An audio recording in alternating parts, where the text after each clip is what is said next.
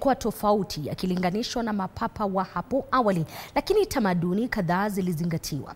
Papa Francis amezikwa kwa jeneza la mbao na kaburi moja tu ikilinganishwa na hapo awali ambapo walizikwa kwa makaburi tatu.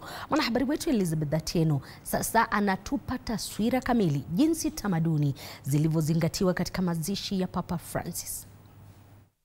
Asubuhi wa konsolebranti karibia 5,000 wakiwemo makadinali, maaskofu, mapadre na mashemasi walimiminika katika uwanja wa Mtakatifu Petro mjini Vatican. Rangi kuu katika uwanja wa kanisa kuu la Mtakatifu Petro inayotawala ni nyekundu ya makadinali,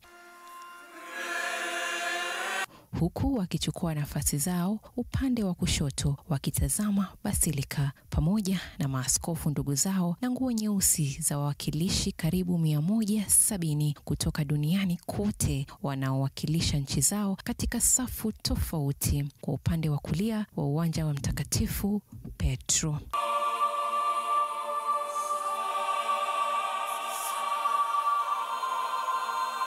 Jeneza lenye mwili wa Papa Francisco lilibebwa kutoka katikati ya kanisa kuu la Mtakatifu Petro, wakati pembeni kulikuwa na mistari miwili ya makadinali pande mbili. Jeneza likapita katikati yao. Muda mfupi kabla, katika basilika hiyo, heshima za wakuu wa nchi ziliendelea, ambapo walitoa heshima zao chini ya madhahabu ya kukiri, ambapo mwili wa Papa aliyekufa tangu tarehe 23 Aprili ulibaki kwa siku 3 na kuruhusu waamini wenye mapenzi mema kutoa heshima zao wakati jeneza likiwa wazi. Kwa takwimu iliyotolewa kuhusu heshima hizo, waamini karibu 250,000 walitoa heshima zao.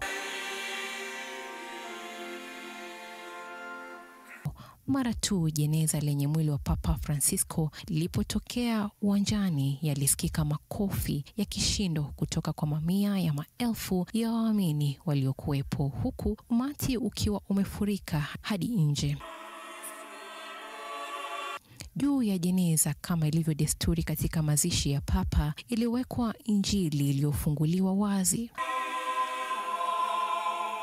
Papa Francisco alizikwa katika jeneza la mbao kama ilivyokuwa ombi lake hapo mwaka jana. Hafla hiyo ya mazishi ilikamilika na maombi kwa Papa Francis na mapongezi ya mwisho, na tena maombi mengine yakafanyika ili kumsalimisha Papa Francis kwa Mungu.